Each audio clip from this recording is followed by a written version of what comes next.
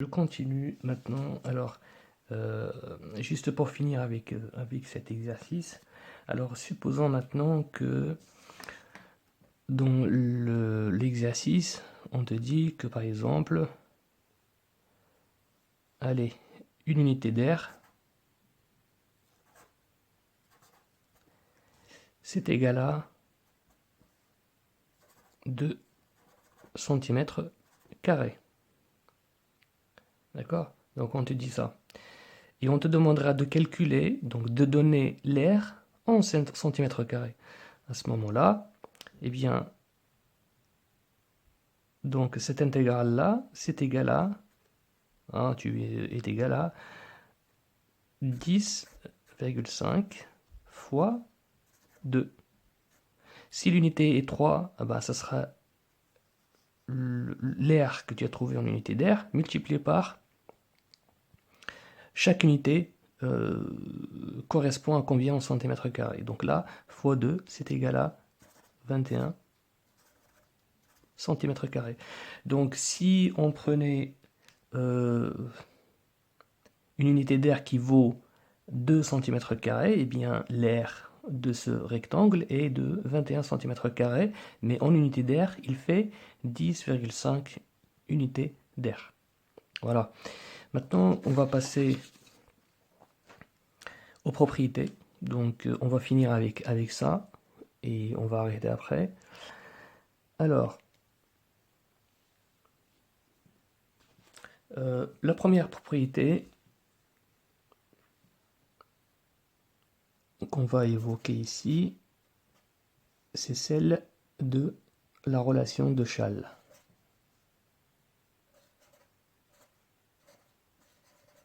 Donc tu connais la relation de Schall avec les vecteurs. Ben, c'est la même chose. Qu'est-ce qu'elle nous dit, cette propriété? Elle nous dit que l'intégrale entre A et C de f de x dx plus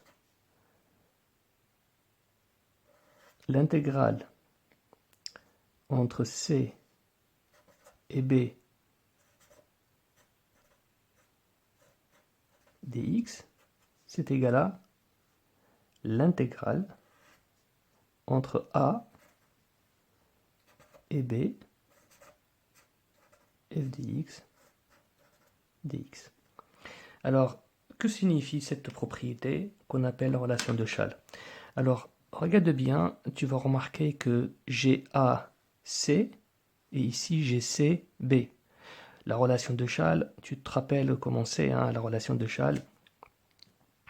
Elle dit que AB plus BC, par exemple, égale AC. En fait, c'est comme si on faisait une simplification des deux valeurs qu'en fait qui se touchent, si tu veux, parce que c'est un triangle, hein, A, B, C. Donc AB plus BC, donc BC et AB se touchent en haut et se touchent en B. Donc du coup, c'est le B qui s'annule, hein. Il se simplifie puisqu'il se répète deux fois. Ben, c'est la même chose ici. Donc tu remarques que là, j'ai l'intégrale entre A, C et entre C et B. Eh bien, qu'est-ce qui se passe? C'est que je vais barrer C ici, C là, c'est comme avec Schall. C'est pour ça qu'on l'appelle relation de Schall aussi, mais valable pour l'intégrale. Et il nous reste A et B. Donc, c'est-à-dire en gros que si je calcule l'intégrale de cette fonction entre deux parties différentes, eh bien, ça revient à l'intégrale entre A et B de f de x dx. Donc, c'est l'air entre A et B, l'air entre A et C de f, plus l'air entre C et B de f, c'est égal à l'air entre A et B de f. Graphiquement, cela veut dire quoi? Cela veut dire que l'intégrale entre de cet air-là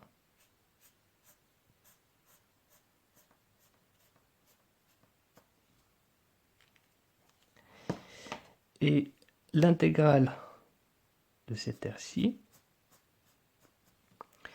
on peut les additionner et ça nous donnera l'intégrale de tout ça. Donc l'intégrale, c'est-à-dire l'aire sous la courbe et au-dessus de l'axe des abscisses, donc entre la courbe, l'axe des abscisses et A et C, plus l'intégrale sous la courbe. Donc là, c'est cette partie-là qui nous intéresse. Donc là, en rouge, c'est l'aire sous cette partie-là. Et on rajoute l'aire, bien sûr, toujours de la courbe de F, parce que ça, c'est toujours F. C'est la même courbe. Donc, entre C et B. Donc, tu vois, et c'est toujours la même courbe. C'est toujours la courbe de CF. Eh bien,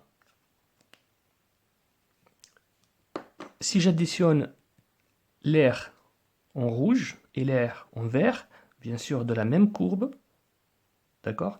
Eh bien, c'est la somme plutôt de l'air qui est en rouge et en vert, bah, ça nous donne l'air entre A et B. Donc, on additionne les deux. Et ça nous donne la relation de Schall. Bon, vu comme ça, c'est simple, hein, sauf que c'est très utile dans les exercices. Hein, on verra ça, bien sûr, dans les applications. Il suffit juste de ne pas oublier la propriété de Schall. Alors, la deuxième propriété, elle nous dit, alors la deuxième propriété, elle nous dit que l'intégrale entre A et B,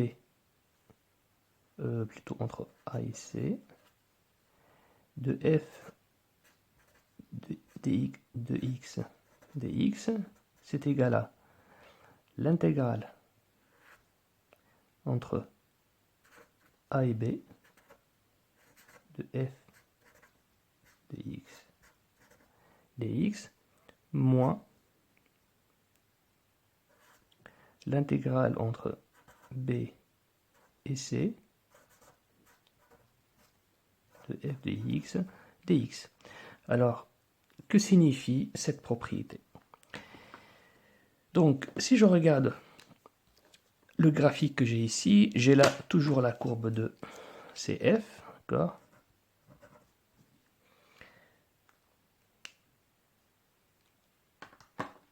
Et si je regarde la première partie, alors, l'air entre A et C, donc je cherche l'air entre A et C. Alors, qu'est-ce qu'on remarque ici?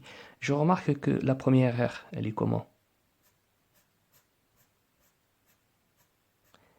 Elle est positive, c'est-à-dire qu'elle se trouve au-dessus de l'axe des abscisses. Par contre, la deuxième aire, c'est une aire, donc c'est une intégrale. Quand je dis aire, c'est-à-dire une intégrale qui est négative. Donc, si j'additionne les deux, puisque la première intégrale est positive, c'est entre A et B. Donc, tu vois ici, l'intégrale de f entre A et B est positive. Donc là, le signe de l'intégrale, c'est positif. Hein, c'est pour ça que je mets rien. Plus une intégrale négative, ça fait plus. C'est comme si j'avais plus, moins. Donc, l'intégrale entre A et B, plus, moins l'intégrale entre B et C. C'est comme si j'avais une courbe au-dessus et que je vais mettre au négatif. Donc ça sera plus une intégrale négative. Ah bah, plus et moins, bah, ça nous donne moins. C'est ce qui revient à l'intégrale entre A et C, entre A et C, donc l'intégrale de tout ça. C'est tout simplement l'intégrale positive moins l'intégrale négative. Bien plus l'intégrale négative plutôt. Donc ça nous donne l'intégrale entre A et B moins l'intégrale entre B et C. On pourrait bien sûr écrire, c'est l'intégrale entre A et B plus moins l'intégrale entre B et C. Bon, j'espère que c'est clair. Ça, c'est la deuxième propriété. La troisième propriété,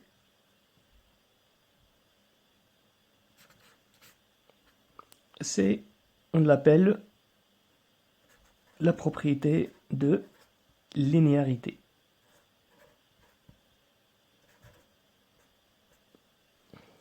Alors,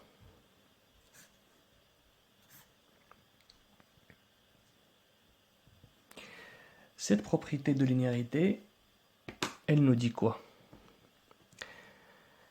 Elle nous dit que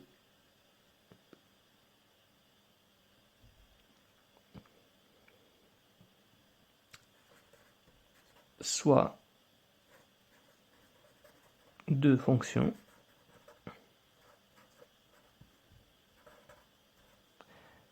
f et g continuent sur i, avec i entre a et b. Alors, si plutôt j'ai l'intégrale, si l'intégrale entre a et b de f de x dx est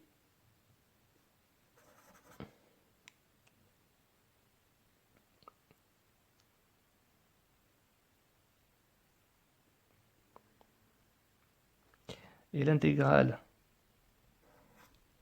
entre a et b de g de x dx, donc tu vois bien que j'ai l'intégrale bornée par les mêmes réels a et b. Dans les deux cas, pour f, elle est bornée entre a et b, et g, elle est bornée entre a et b aussi. Alors, ceci veut dire quoi? Qu'on peut dire que l'intégrale de entre a et b de f de x plus g de x dx, donc tu vois, la somme des deux égale à l'intégrale de entre a et b de f de x dx plus l'intégrale entre a et b de g de x dx. Donc,